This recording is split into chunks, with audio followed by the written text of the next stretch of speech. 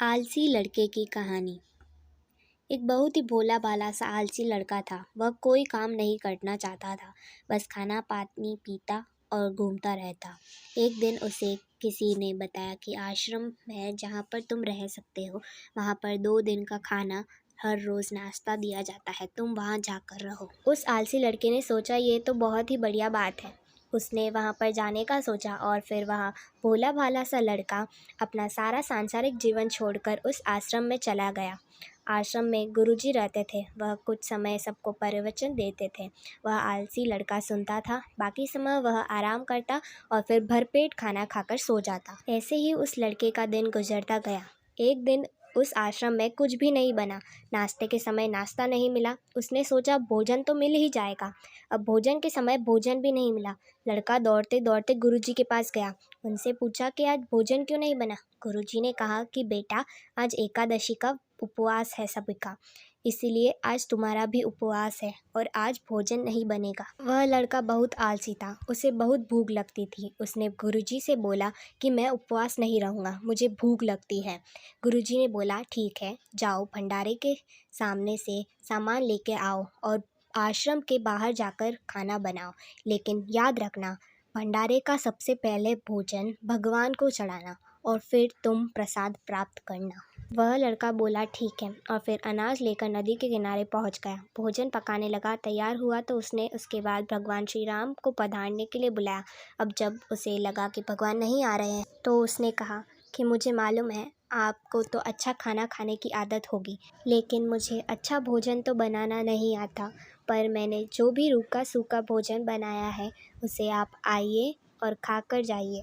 भगवान श्री राम उसकी सरलता पर बहुत प्रसन्न हुए और उसे दर्शन दे दिया।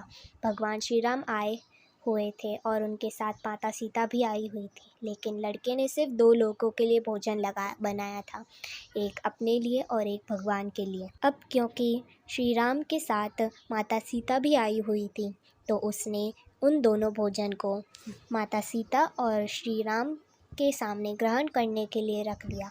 भगवान श्री राम और माता सीता ने भोजन किया और उसके बाद जब वह जाने लगे तो भोला भाला आलसी लड़का ने बोला कि प्रभु आप आए, दर्शन दिए, बहुत अच्छा लगा, लेकिन अगली बार आप जब आएंगे तो आप मुझे कृपया बताएंगे कि आप कितने लोग आएंगे ताकि मैं उतने लोगों के लिए भोजन बना सकूं। भगवान श्री राम मन ही मन मुस्कुराए और अंतर ध्यान हो गए। लड़का फिर आश्रम गया। दिन बीतते गए और एकादशी का दिन फिर से आया। उसने फिर से 3-4 लोगों का अनाज का खाना बनाया और नदी के किनारे जाकर प्रभु का इंतज़ार करने लगा और कहा कि प्रभु आइए और भोग लगाइए। इस बार लड़का देखता है कि भगवान श्री राम पूरा द्वार लेकर आए हैं, जैसे माता सीता, लक्ष्मण, भरत, हनुमान जी और सभी लोग आए हैं। लड़के ने 3-4 लोगों के लिए भोजन बनाया था और इस बार भोजन कम पड़ गया, लेकिन लड़का फिर से निराश हो गया और सभी भगवान के आगे भोजन रख दिया और उन्होंने भोजन किया और फिर वो चले गए। लेकिन इस बार लड़के को पहले की तरह भोजन नहीं मिला। अब लड़का फिर से आश्रम गया। दिन बीतते गए और एकादशी का दिन फिर से आया। इस बार उसने गुरुजी से कहा, गुरुजी मुझे और थोड़ा राशन ज़्यादा चाहिए। गुरुजी सोचने लगे कि ये इतना सारा राशन का करता क्या है, इसे बेचता तो नहीं। उन्होंने कहा ठीक है, भूख से परेशान हो तुम। उसने कहा नहीं नहीं गुरुजी, मैं भूख से परेशान नहीं हूँ, लेकिन प्रभु के साथ जो लोग आते हैं उन्हें भी तो भोजन कराना पड़ता है। गुरुजी को लगा लड़का पागल हो गया है, लेकिन गुरुजी ने सोचा चलो एक बार इसका पीछा करके तो देखें, ये इतने अनाज का करता क्या है। वह भोला भाला सा लड़का नदी के किनारे पहुंचा और उसने भोजन नहीं बनाया। उसने सोचा कि हर बार प्रभु बहुत सारे लोगों को लेके आते हैं, वो अपने आप ही भोग लगा लेंगे। और फिर वो प्रेम से प्रभु को बुलाने लगा। गुरुजी ये सब छुपकर देख रहे थे कि ये भोजन तो बना नहीं रहा और प्रभु को बुला रहा है, लेकिन लड़के ने देखा कि इस बार प्रभु के साथ बहुत सारे लोग आए हैं। उसने हाथ जोड़कर प्रभु से माफ़ी मांगी और कहा कि मुझे संख्या का पता नहीं था और मेरी हिम्मत भी नहीं है कि मैं इतने सारे लोगों का भोजन बनाऊं। आप स्वयं आइए, बनाइए और खाइए और भोग लगाइए। प्रभु मुस्कुराते हुए कहते हैं कि हम सभी मिलकर खाना बनाएंगे और खाएंगे। गुरुजी ये सब छुपकर देख रहे थे। फिर लड़के के पास जाते हैं और कहते हैं कि तुम ये सब क्या कर रहे हो। लड़का कहता है गुरुजी आपको दिख नहीं रहा कि माता सीता आई हुई हैं, श्री राम आए हुए हैं, हनुमान जी आए हुए हैं और बाकी सभी लोग आए हुए हैं। वो सब मिलकर खाना पका रहे हैं। गुरुजी ने बोला, तुम पागल हो गए हो, मुझे तो यहाँ कोई नहीं दिखाई दे रहा।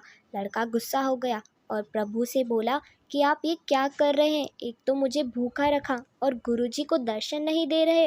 ये मुझे पागल समझ रहे हैं। कृपया करके आप मुझे दर्शन दीजिए। भगवान बोले, मैं इन्हें नहीं दिख सकता। लड़का बोला, आप क्यों नहीं दिख सकते? मेरे गुरुजी तो बहुत महान हैं और बड़े ज्ञानी ज्ञाता हैं।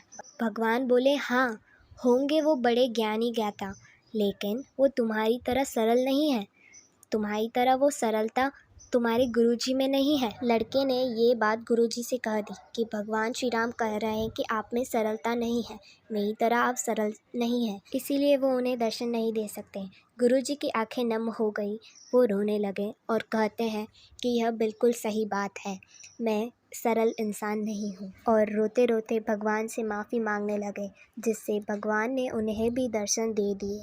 ये कहानी हमें यह सिखाती है कि जीवन में सरलता सबसे आवश्यक है। जितने सरल बने रहेंगे उतना जीवन आगे बढ़ता चला जाएगा।